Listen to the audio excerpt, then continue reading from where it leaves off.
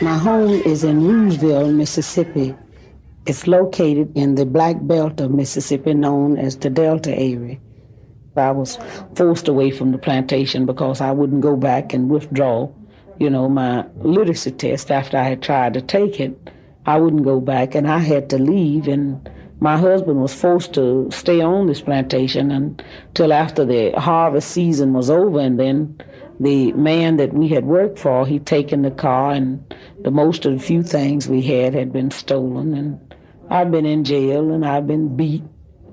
I had been to a voter registration workshop, they were just training and teaching us how to register, to pass the literacy test, and it was giving us enough training that we could tell other people, how to pass the literacy test. So we had attended a workshop from the 3rd of June to the 8th, and then we got the Continental Trailway bus to come back to Mississippi. And we got to Winona, Mississippi, I would say about 10:30 that Sunday morning on our way back to Greenwood. And we had got in 25 miles of the voter registration headquarters. And the bus stopped in Winona, at the bus terminal. And 4 people got off of the bus, to use the restaurant to get food, and 2 people got off to use the washroom while I was still on the bus. When I looked through the glass, I saw the people rush out, and one of the girls who had gone in the washroom, she just got back on the bus, and I stepped off to see what had happened, and Miss Ponder told me that it was a state highway patrolman and a chief of police on the inside, and began to tap them on the shoulders with billy clubs and order them to get out. And I said, well, this is Mississippi. So I got back on the bus, and as soon as I was seated, I saw them when they began to put the 5 people what was, off the bus, but they wasn't over 6 feet from the bus, began to put them in the highway patrolman's car. And I stepped off again because I was holding one of the ladies' irons, that they was arresting. And she said, get back on the bus, Miss Hamer. And then I heard somebody scream from the car that she was in and said, get that one there. And then a white man stepped out of a car and told me I was under arrest. And when he opened the door and I went to get in the car, he kicked me. And they carried me on down to the county jail where the other highway patrolman had carried the other 5. And they, when I walked in with the 2 white men that had carried me down, and they cursed me all the way down. They would ask me questions, and when I would try to answer, they would tell me to hush. And when I walked inside of the booking room, one of the policemen went over and jumped up on one of the Negroes' feet that was with us, and then they just began to, put us in cells. And I was put in a cell with Miss Evesta Simpson. And after I was put in this cell, I could just hear some horrible screams and horrible sounds, of licks. And I saw one of the girls was 15 years old, was with us. And she passed my cell, and she was real bloody. And then they asked the little man that cleaned up the jail to go inside and mop up that blood. And then I heard some more screaming, and I heard some awful sounds. And I would hear somebody when they say, can't you say yes, sir, nigger? Can't you say yes, sir? And they would call her names that I wouldn't want to go on tape. And she said, yes, I can say yes, sir. So I said. And she said, I don't know you well enough. And I would hear when she would hit the floor again. And finally she began to pray. And she asked God to have mercy on these people because they didn't know what they was doing. And after a while, they passed my cell door with this young woman, Miss Annelle Ponder, and one of her eyes looked like blood, and her hair was standing up on her head, and her clothes had been torn from the shoulder down to the waist. And then 3 white men came to my cell, and one of them was a state highway patrolman because he was wearing a little silver plate across his pocket that said John L. Bassinger. And he asked me where I was from, and I told him I was from Rooseville. And he said, I'm going to check that. And he went out, and I guess he called Rooseville. And they didn't like me in Rooseville because I worked with voter registration there. And when he came back, he said, "You damn right." They said, "You're from Rouville, all right, and we gonna make you wish you was dead." And they led me out of that cell into another cell, and he gave a Negro prisoner a blackjack, and he ordered me to lay down on a bunk bed. And a Negro prisoner said, "Do you want me to beat her with this, sir?" And he said, "You're damn right, because if you don't, you know what I'll do for you." And I laid down on the bunk like he ordered me to do. And the first Negro beat me. He beat me until he was exhausted. And after he beat, the state highway patrolman ordered the second Negro to take the blackjack. And during the time he was beating, I began to work my feet because that was a horrible experience. And the state highway patrolman ordered the first Negro that had beat to sit on my feet while the second one beat. And I just began to scream where I couldn't control it. And then the white man got up and began to beat me in my head.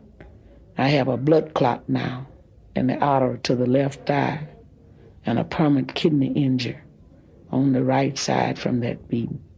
These are the things that we go through in the state of Mississippi, just trying to be treated like a human being.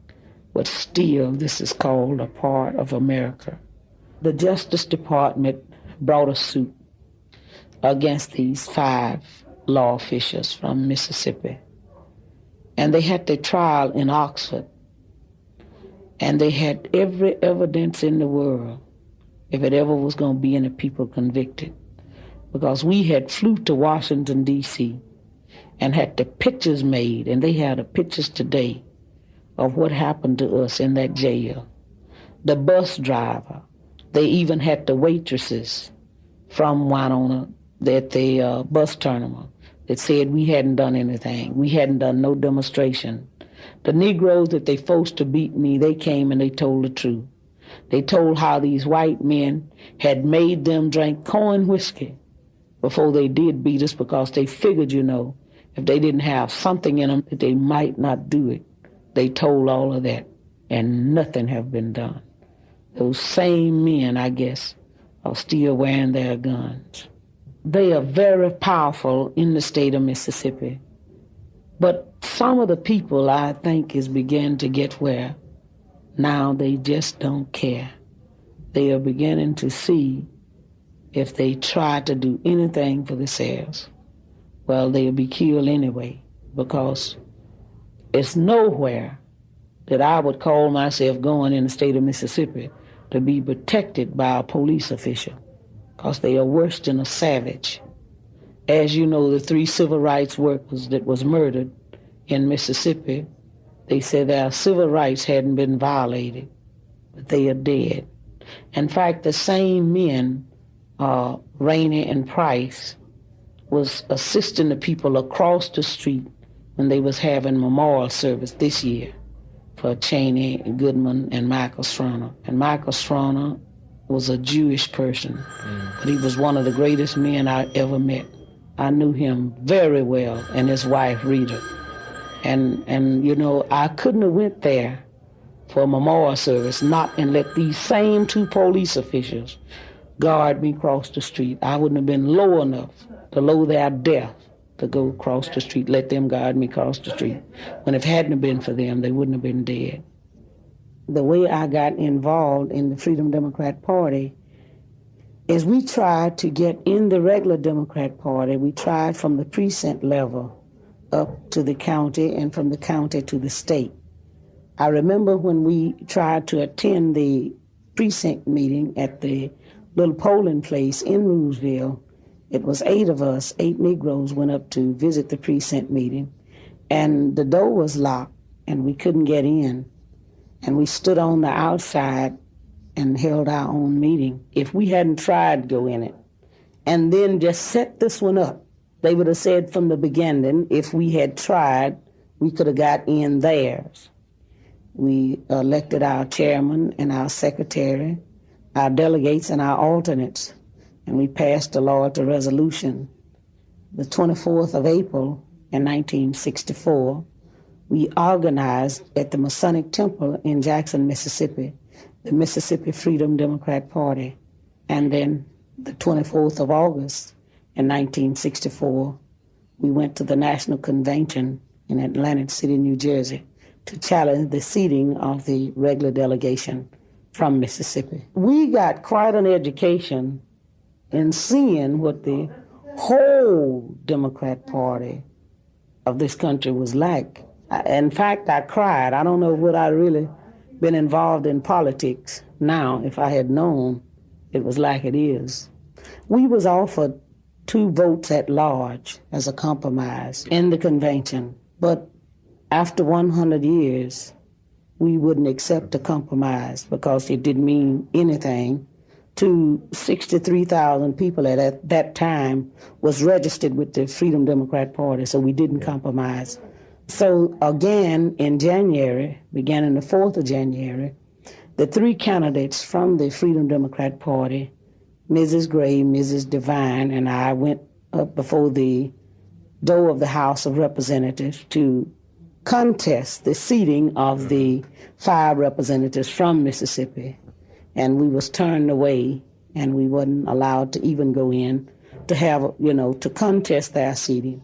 We didn't go there to be seated because we knew from the beginning that we wouldn't be seated, but we wanted to explain our side, whereas in a state that 42% of the people can't register, they wasn't representing us. And I think it's time now for somebody to be in Congress that's going to represent the people of Mississippi. And we wasn't allowed to go inside, but that didn't stop the challenge. We did have that day 149 congressmen that stood up against these people being seated. So we are still working with this challenge, and we hope by the last of this month, which is August, that we will have a chance to unseat these congressmen, because actually this voting bill that the president passed last week, it doesn't mean anything. And I'm not looking for a voting bill in 1965 when they are not enforcing the voting bill and our voting rights with the 15th Amendment, which guaranteed us the same rights to vote from the 15th Amendment in 1870. And at that time, 1870, Mississippi was readmitted back to the Union because they promised at that time that they wouldn't do anything to disenfranchise Negroes to keep them from registering to vote. So now it's a matter of a violation of the 13th, 14th, and 15th Amendment of the Constitution of the United States. And what I'm curious to see, do the Constitution of the United States mean anything? So far it hadn't worked, and I'm sick of seeing this kind of stuff on paper. We want them to do something about it because we are a part of America, because we didn't come here on our own. Our parents and our descendants was from Africa, and we didn't come on our own, but we do want to be treated as human beings. And I'm fighting for human right, not for equal right.